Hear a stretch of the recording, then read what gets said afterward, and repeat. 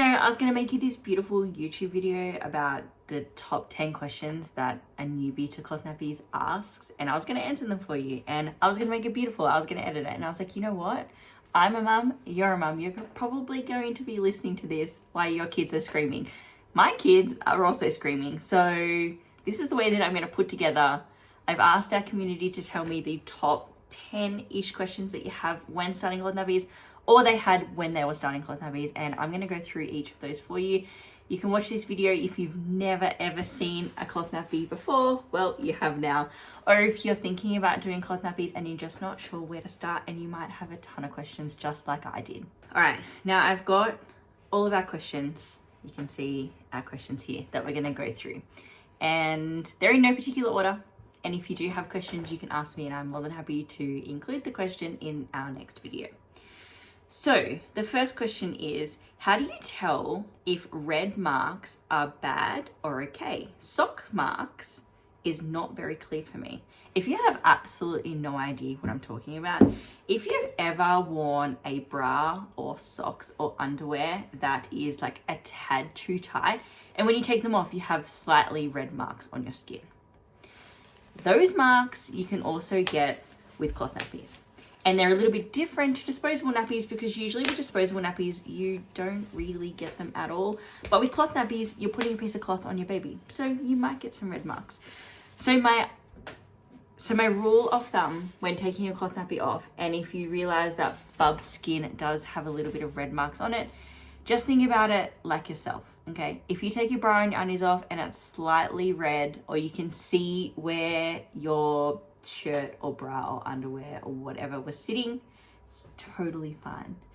If those marks don't go away within, say, an hour or so, they're probably not okay. Certainly not okay if the nappy was so tight that it broke your baby's skin, makes your baby have welts, makes your baby's skin go really itchy. You know, if you have that compression and your skin gets really itchy, that's obviously not okay. But anything else and anything that goes away within an hour is totally fine. It's just because we're putting a piece of cloth around them, and usually across their tummy, along their thighs is where you'll get these marks, and they're completely fine.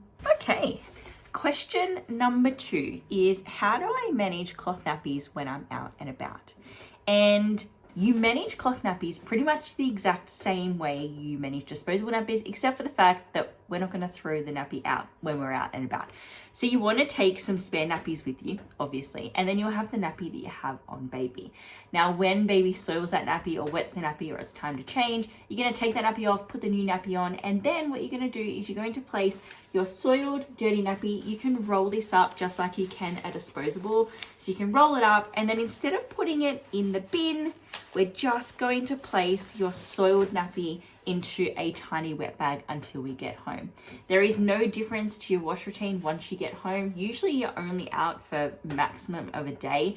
So you take it out of your wet bag when you get home, and you just pop it straight into where all of your other soiled cloth nappies are. The tip here is, if you also want to use reusable wipes when you're out and about, you can actually pre-wet those wipes and have them in a wet bag as well. And when you're ready to use them.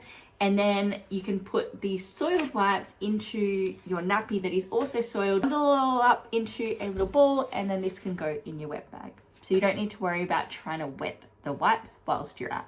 Question number 3 is, how do I pick a good detergent? Which are good and which ones are crap? Now, I feel like detergent, even just with normal clothes, let alone doing them with cloth nappies, is a really personal choice.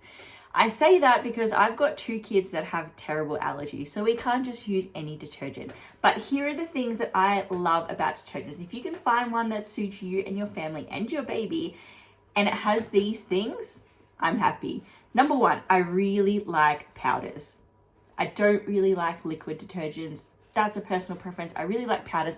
I just find that they dissolve a lot better. I absolutely do not like pods. Pods, I would never recommend. Liquid, maybe. Powder, definitely. The second thing is I always like to make sure that my powdered detergent has enzymes. Now, a lot of really eco-friendly detergents won't have enzymes, but enzymes are pretty important, particularly when you're washing cloth nappies, because you're trying to break down wee and poo and everything else. Enzymes are really important to me. The third thing is making sure you find a detergent that you can actually afford. You don't use a ton more detergent, but I like to use the same detergent when I'm using cloth nappies versus our normal clothes. I just use the same one. So sometimes I'm doing 1 to 2 loads per day. I have 2 toddlers and there's me and my partner. So we go through a lot of clothes. So I like to find a detergent that suits my family and my family's budget. I really like the following. Almat from Aldi. They have a powdered version, have enzymes. It's pretty cheap. You can buy it in bulk and it's hardly ever out of stock. Number 2 is Omo. Omo can be expensive. Find it half price. The Omo active powder detergent is really good. Number 3, Radiant is the same as Omo. You just need to make sure you get it at half price. Usually Big W, Woolworths, Coles, even Bunnings sometimes. Shop around, get it half price when you can. Buy as much as you need. And then I also really like the Be Clean Co baby detergent. It's very similar in the sense that it's powder, it's got enzymes. It's a little bit more expensive than the others, but you can get it on subscription. So you can just get it delivered every week or every fortnight if you want to, and you don't have to worry about actually going out and getting it. It's a really good eco-friendly choice, but actually works really well with cloth nappies. This is in no particular order, but I probably should have put these in order because you're going to be like, why are we going back and forth? The next one is, it says, I love that you're doing this. Thank you. As a newbie, I wondered how to do a pre and a main wash. Now, if you have absolutely no idea what a pre-wash and a main wash is, let me explain it the same way I explain washing your dishes. Let's just say you've chucked a huge big party for your friend. You've got a ton of dishes. Now, let's pretend we don't have a dishwasher, okay? The most effective way to wash these dishes is step number 1, to rinse the dishes. We rinse most of the grime. You're putting some into the bin if it's really 3D. That's what we're putting in the toilet. We're putting 3D poo in the toilet. If you're doing your dishes, we're putting 3D food into your bin. Then we're going to rinse it. We're rinsing off most of the what's left, the 2D stuff. And then when we go to wash it properly in hot soapy water, it's going to come out nice and clean. And also the water that you're washing in will stay relatively clean because you're just getting those last little bits out. Now, this is exactly the same with cloth nappies. Your pre-wash is like that pre-rinse. Your pre-wash is usually just nappies. You've already put what is 3D poo into the toilet, so you're not just putting turds in your washing machine.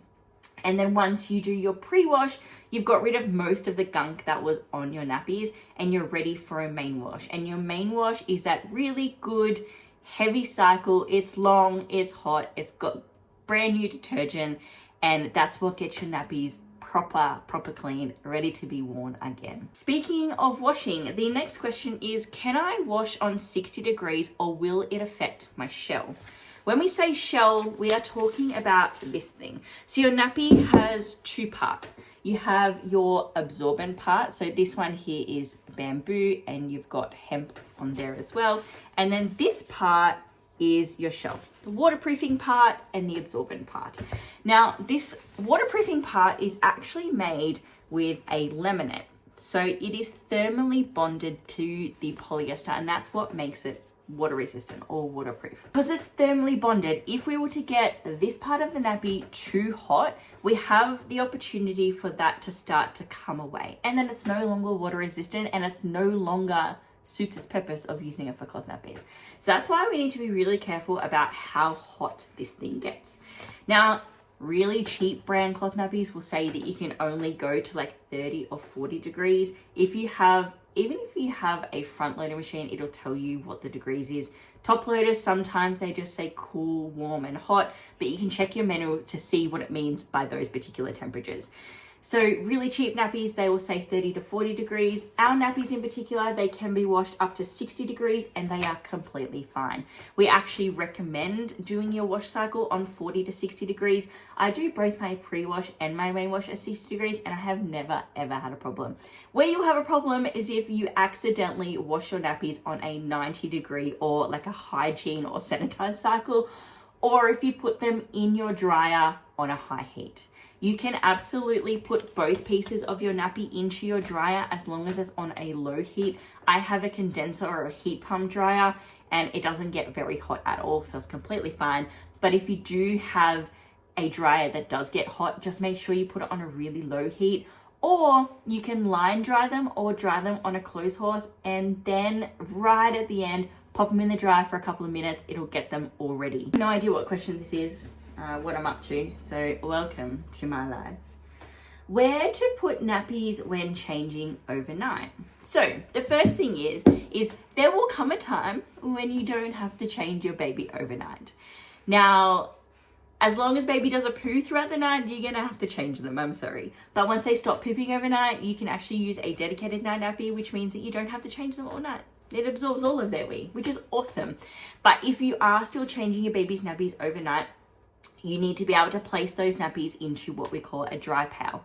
A dry pail is just an airy basket. You can get some really cheap ones from Bunnings, Kmart. It's literally a basket with lots of holes.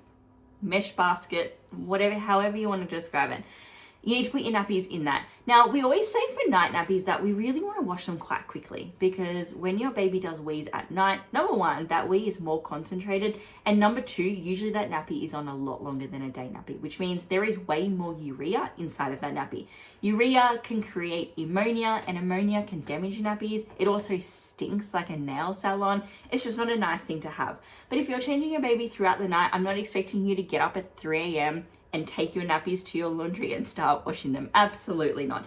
Just place them in a dry pail, and in the morning you can deal with them. So if you've gone through 1 or 2 or even like 3 changes overnight, just place them into your dry pail, and then in the morning we're gonna do a pre-wash. Next question is probably a question that I get asked the most. It's the most technically confusing, and it is, what are all of these little buttons on the front of my nappy? Oh, let's focus that again. What are all these buttons, and how do I determine what size I'm gonna put for my baby? Now, you're right. There are like, how many? 60 something different combinations you can use when using a cloth nappy. These little buttons down here will change how big your nappy is around baby's thighs.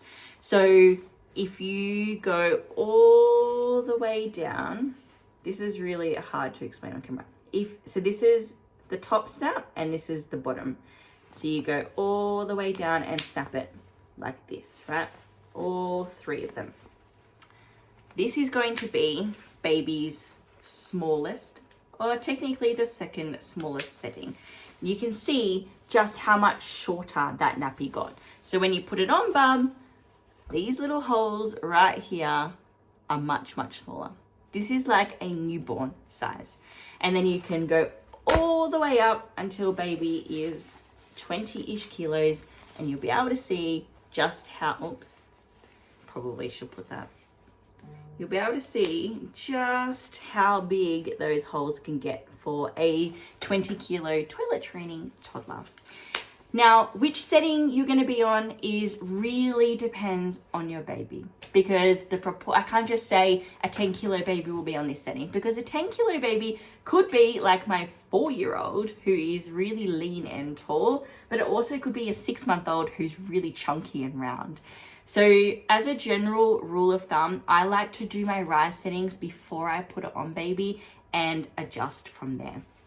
So what you like to have is, honestly, the first time you're just guessing. Guess. I still guess, and I've put on like 12,000 nappies. So guess. And then when you put this on baby, I need a doll. Okay, here I've done my rise settings and placed this on baby. As a general rule, you want this setting here, this setting, the one that you've snapped, to be roughly in the middle of their thighs. So you can see when I do this, it's roughly in the middle of the thighs. And that's why it's important to do your rise settings first, because putting these tabs on are really, really easy in comparison. And it's very, very similar to placing a disposable. And you can see now why you are able to use the same cloth nappy from newborn to toilet training. So this is what it looks like on here. Now, it does not matter that there is odd number of snaps unsnapped here. It is completely fine.